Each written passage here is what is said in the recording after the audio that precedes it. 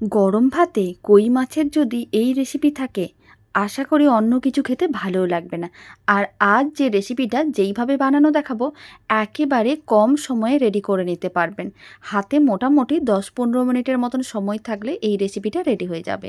প্রথমে কই মাছগুলোকে খুব ভালো করে জল দিয়ে ধুয়ে পরিষ্কার করে নিয়েছিলাম। এবার লবণ হলুদ ছড়িয়ে দিলাম।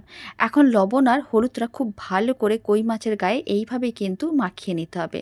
লবণ হলুদ মাখানো হয়ে গেছে, এবার কই মাছগুলোকে এক সাইডে রেখে দিতে হবে। এবার একটা মিক্সির জার নিতে হবে মশলা রেডি করার জন্য।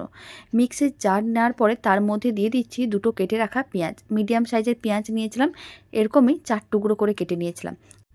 এবার 6-7টার মতন রসুন কোয়া দেওয়ার পরে অল্প একটু আদার টুকরোও দিয়ে দিলাম। এখন কয়েকটা গুঁড়ো মশলা দিয়ে দিতে হবে। সমস্ত মশলাগুলো একসঙ্গে এইভাবে পেস্ট করে দেখতে পারেন, খেতে ভীষণ ভালো হয়। হাফ চামচের মতন দিয়ে দিলাম জিরে গুঁড়ো, হাফ চামচ দিয়ে দেবো ধনে গুঁড়ো। এখানে সমস্ত গুঁড়ো মশলাগুলো আমি হাফ চামচ করেই দিচ্ছি। আর হলুদ গুঁড়োটা হাফ চামচের একটু কম দিচ্ছি, কারণ হলুদ গুঁড়ো খুব বেশি প্রয়োজন নেই, তাই খুব বেশি দিচ্ছি না। চা চামচের 3/1 হলুদ গুঁড়ো দিয়ে দিলাম। এবার দিয়ে দেবো কাশ্মীরি লঙ্কার গুঁড়ো, হাফ চামচের মতনই দিয়ে দেবো। তারপরে ঢাকনাটা বন্ধ করতে হবে আর সমস্ত কিছু একসঙ্গে পেস্ট করে নিতে হবে।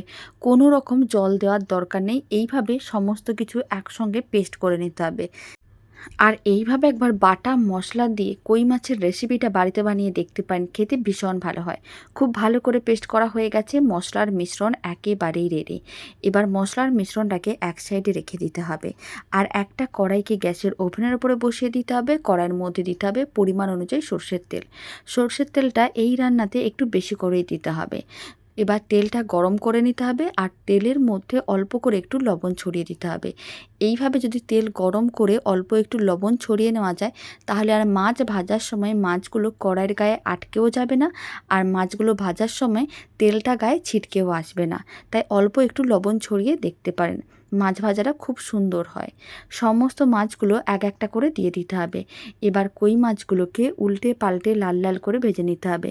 ফ্লেমটা মিডিয়াম টু হাইতে করে দিচ্ছি। আর কই মাছগুলোকে উল্টে পাল্টে লাল লাল করে ভেজে নিতে হবে। কই মাছগুলোকে উল্টে পাল্টে লাল লাল করে ভেজে নিয়েছিলাম। এখন ভেজে নেওয়া মাছগুলোকে তুলে এক সাইডে রেখে দিচ্ছি। আর মাছগুলোকে এইভাবে একটু লাল লাল করে ভেজে নিলে খেতে বেশ ভালোই লাগে। তবে মাছ ভাজাটা আপনারা কম বেশি করতে পারেন, যদি বেশি মাছ ভাজা পছন্দ না হয় তাহলে হালকা করেও ভেজে নিতে পারেন। কড়াইতে বাকি যে তেলটা ছিল তার মধ্যে অল্প করে একটু কালো জিরে দিয়ে নাড়াচাড়া করে ভেজে নিতে হবে। কালো জিরে দেওয়ার কারণে স্বাদ ও গন্ধ দুটোই খুবই ভালো আসে। এবার মিক্সির জারের মধ্যে যে মশলাটা পেস্ট করে রেখেছিলাম সেই মশলা বাটাটা দিয়ে দিলাম। আর খুব সুন্দর করে এইভাবে মিশিয়ে নিতে হবে, মশলাটাকে ভালো করে কষিয়ে নিতে হবে। আর অল্প করে একটু জল দিয়ে দিতে হবে, মিক্সি ধোয়া জলটা দিয়ে দিতে হবে। তারপরে খুব ভালো করে মিশিয়ে মশলাটাকে কষাতে হবে যতক্ষণ না জলটা শুকনো হয়ে মশলার থেকে তেল আলাদা হচ্ছে, ঠিক ততক্ষণ মশলাটাকে ভালো করে কষিয়ে নিতে হবে। মশলা খুব ভালো করে কষানো হয়ে গেছে, প্রায় 4-5 মিনিটের মতন সময় প্রয়োজন পড়েছিল। আপনারা দেখুন মশলার থেকে তেল কিন্তু আলাদা হয়ে গেছে আর মশলার কালারটা খুবই সুন্দর চলে এসেছে। এখন দিয়ে দিতে হবে এর মধ্যে পরিমাণ অনুযায়ী জল। রান্নার মধ্যে এখানে আমি খুব বেশি জল দিচ্ছি না, এরকমই বেশ কিছুটা পরিমাণ জল দিলাম, মোটামুটি 1 কাপের মতন জল দিয়েছি। এবার জলটা খুব ভালো করে মিশিয়ে নিতে হবে। তার আগে স্বাদ অনুযায়ী লবণ দিতে হবে, স্বাদ অনুযায়ী অল্প একটু চিনি দিচ্ছি। চিনিটা কিন্তু একেবারেই অপশনাল, তবে যে কোনো ঝাল জাতীয় রান্নায় অল্প একটু মানে 1 চিমটের মতন চিনি দিলে খেতে বেশ ভালোই লাগে। 3-4টের মতন কাঁচা লঙ্কা দিয়ে দেওয়ার পরে, আর কাঁচা লঙ্কাগুলোকে অল্প করে কেটে নিয়েছিলাম, অল্প একটু গরম মশলার গুঁড়ো দিলাম, খুব ভালো করে মিশিয়ে নিতে হবে। তারপরে ঝোলটা ফুটে ওঠা পর্যন্ত অপেক্ষা করতে হবে। যখনই ঝোলটা খুব ভালো করে ফুটে উঠবে তখন সমস্ত মাছগুলো কড়াইয়ের মধ্যে দিয়ে দিতে হবে। তারপরে 5 মিনিট মিডিয়াম টু হাই ফ্লেমে এইভাবে রান্না করে নিতে হবে, যতক্ষণ না জলটা শুকনো হয়ে রান্নার থেকে তেল আলাদা হচ্ছে ততক্ষণ রান্না করে নিতে হবে। আর এইভাবে বাড়িতে একবার তেল কইয়ের রেসিপি বানিয়ে দেখতে পারেন। গরম ভাতে আশা করি অন্য কিছুর প্রয়োজনও পড়বে না। আর বাড়িতে বানালে কমেন্ট বক্সে জানাতে একেবারেই ভুলবেন না খেয়ে কেমন লাগলো।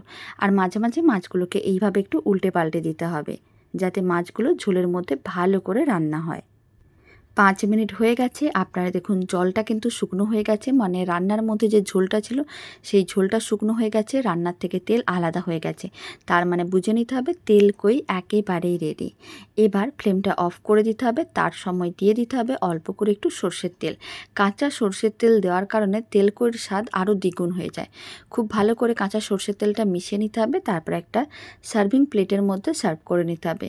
দারুণ স্বাদের এইভাবে একবার তেল কইয়ের রেসিপি বাড়িতে বানিয়ে দেখতে পারেন। গরম ভাতে অন্য কিছুর প্রয়োজনও পড়বে না। রেসিপিটা শেষ পর্যন্ত দেখার জন্য অসংখ্য ধন্যবাদ। আপনারা সবাই ভালো থাকবেন, সুস্থ থাকবেন। আপনাদের সঙ্গে আবার নতুন রেসিপি নিয়ে দেখা হচ্ছে।